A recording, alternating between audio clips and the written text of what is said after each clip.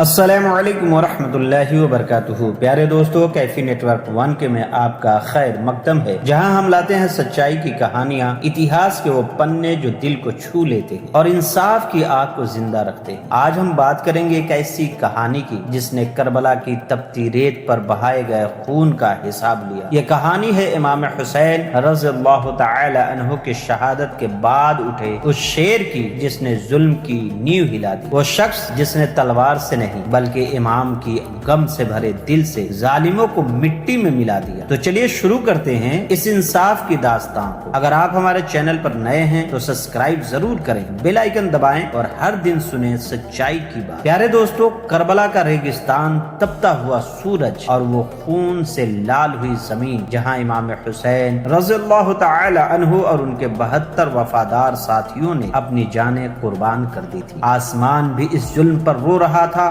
بچے پیاس سے بلک رہے تھے، عورتوں کو بندی بنایا گیا تھا اور حق کی آواز کو تلواروں کے نیچے کچل دیا گیا تھا۔ کوفہ اور شام کے درباروں میں امام حسین رضی اللہ تعالی عنہ کا کٹا ہوا سر گھمایا گیا۔ یزید اپنے ظلم کی فتح کے نشے میں چور تھا، لیکن دوستو یہ کہانی یہیں ختم نہیں ہوئی، یہ تو بس شروعات تھی انصاف کی، بدلے کی اور ظالموں کو ان کے انجام تک پہنچانے کی۔ کوفہ کی گلیوں میں ایک نام گونج رہا تھا، مختار ثقفی، وہ شخص جس نے کربلا کے ظالموں کو چن چن کر سزا دی۔ وہ کوئی عام انسان نہیں تھا، وہ تھا اللہ کا ایک بندہ جس نے انصاف کا جھنڈا بلند کیا اور ظلم کے خلاف جنگ چھیڑ دی۔ جب کربلا کی گھٹنا ہوئی اس وقت مختار جیل میں بند تھا، لیکن یزید کی موت کے بعد حالات بدلے، مختار آزاد ہوا اور اس نے اعلان کیا اب ہر قاتل سے حساب لیا جائے گا۔ کوفہ کی سرزمین پر پھر سے ہلچل شروع ہو گئی، لوگوں کے دلوں میں افسوس تھا کیونکہ وہ امام حسین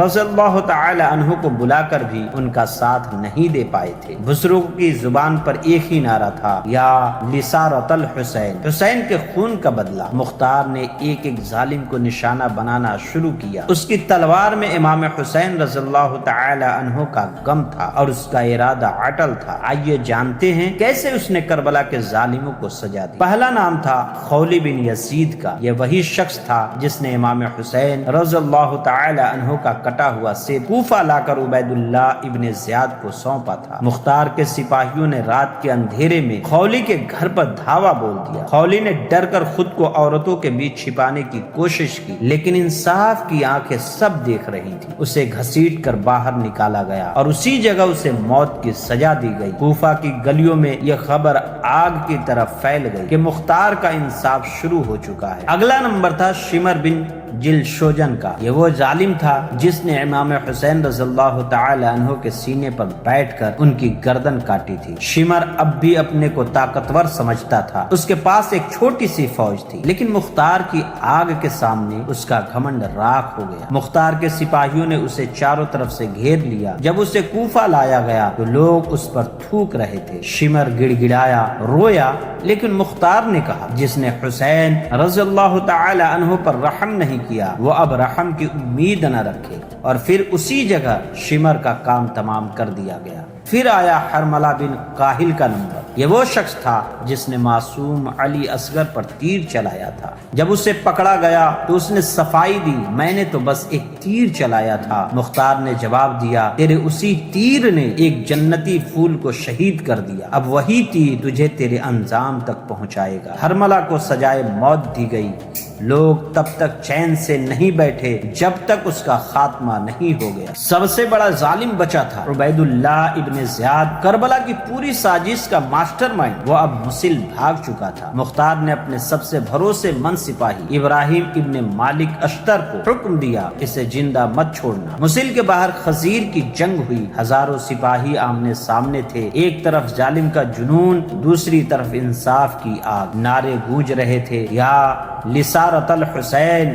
جنگ گھنٹوں چلی۔ ابراہیم نے عبید اللہ کو للکارا، آج حساب کا دن ہے۔ دونوں میں آمنا سامنا ہوا اور آخر کار ابراہیم نے اس کی گردن اڑا دی۔ عبید اللہ کا سر کوفہ لایا گیا، اسی جگہ جہاں امام حسین رضی اللہ تعالی عنہ کا سر لایا گیا تھا۔ یہ ایک نشانی تھی کہ حق ہمیشہ جیتتا ہے۔ مختار نے سینکڑوں نہیں ہزاروں ظالموں کو سزا دی۔ ہر گلی ہر کونے میں انصاف کی ہوا چل رہی تھی۔ وہ ہر اس شخص کو کھوج کھوج کر سزا دے رہا تھا جس نے کربلا میں ظلم کیا تھا۔ کچھ نے سرنڈر کیا، کچھ نے معافی مانگی، لیکن مختار کا اصول صاف تھا، جس نے حسین پر ظلم کیا وہ سجائے پائے گا۔ کوفہ اب ماتم کی نہیں انصاف کی زمین بن چکی تھی۔ عورتیں اپنے گھروں کی چھتوں سے نعرے لگا رہی تھی، ہم نے حسین کا بدلہ دیکھ لیا۔ بچے اب مختار کو کہانیوں میں نہیں ایک ہیرو کی طرح دیکھ رہے تھے، لیکن یہ سب آسان نہیں تھا۔ مختار کو کئی چنوتیوں کا سامنا کرنا پڑا، اس کے خلاف سازشیں ہوئی، کچھ اپنے ہی لوگ اس سے الگ ہو گئے، لیکن مختار رکا نہیں۔ اس کی آنکھوں میں بس ایک ہی منظر تھا، کربلا کی ریت پر گرا ہوا امام حسین رضی اللہ تعالی عنہ کا جسم مبارک، اس کی تلوار اسی منظر کا جواب تھی۔ ایک دن مختار کو خبر ملی کہ بصر بن ارطاط، جس نے حجاز اور یمن میں ہزاروں بے گناہوں کا قتل کیا تھا، اب دمشق میں یزید کی بچی کھجی فوج کے ساتھ سازش رچ رہا تھا۔ مختار نے اپنے جاسوسوں کو روانہ کیا اور ابراہیم ابن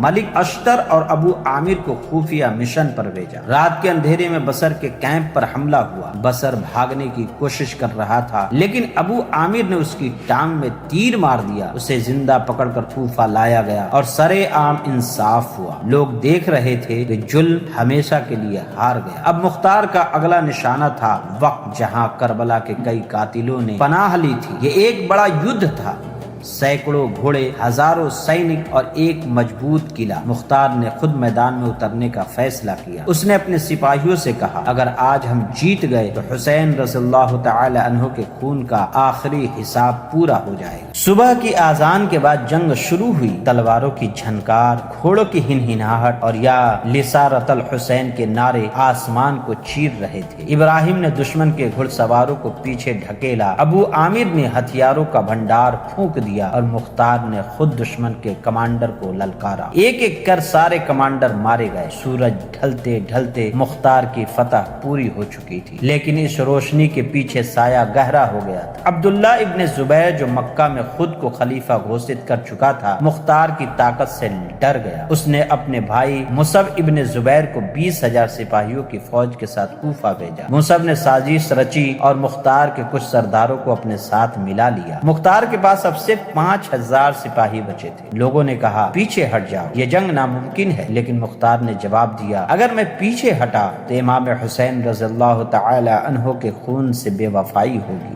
نہر دجلہ کے پاس آخری جنگ شروع ہوئی۔ پہلے دن مختار کی فوج نے بھاری نقصان پہنچایا، لیکن کئی سپاہی شہید ہو گئے۔ دوسرے دن مختار خود سب سے آگے لڑا۔ اس کی تلوار تھکتی نہیں تھی، لیکن شام تک اس کی فوج کمزور پڑ گئی۔ دشمن نے اسے چاروں طرف سے گھیر لیا۔ مصعب نے پیغام بھیجا، سرنڈر کرو، جان بخش دوں گا۔ مختار نے جواب دیا، میں حسین کے قاتلوں کو مارنے کے لیے جیا، اب ڈر کر نہیں مروں گا۔ آخری لڑائی میں مختار نے کئی سپاہیوں کو مار گرایا۔ اس کے جسم پر زخموں کی بارش تھی، لیکن اس کا حوصلہ زندہ تھا۔ تبھی ایک تیر اس کی چھاتی میں لگا، وہ گھوڑے سے گرا، لیکن اس کے لبوں پر آخری لفظ تھے، یا حسین۔ دشمن نے اس کے جسم کو وہیں چھوڑ دیا، لیکن اتہاس نے اسے امر کر دیا۔ مختار کی شہادت کوئی ہار نہیں تھی، وہ ایک سبق تھی کہ ظالم کتنا بھی طاقتور ہو، جب تک حق کے لیے ایک انسان کھڑا ہے، انصاف زندہ رہے گا۔ کوفہ کی مسجد میں اگلے دن کوئی اذان دینے نہیں آیا۔ لوگ چپ تھے، لیکن فضا میں ایک نام گونج رہا تھا، مختار ثقفی۔ اس کے خون کی ہر بوند نے گواہی دی کہ کربلا کا انصاف ہو چکا۔ وہ مر کر بھی زندہ تھا، اور اس کی کہانی آج بھی ہر اس دل میں زندہ ہے جو ظلم کے خلاف آواز اٹھاتا ہے۔ دوستو، یہ تھی مختار ثقفی کی کہانی، جس نے امام حسین رضی اللہ تعالی عنہ کے خون کا بدلہ لیا اور ظلم کی نیو ہلا دی۔ اگر آپ کو یہ کہانی پسند آئی تو لائک کریں،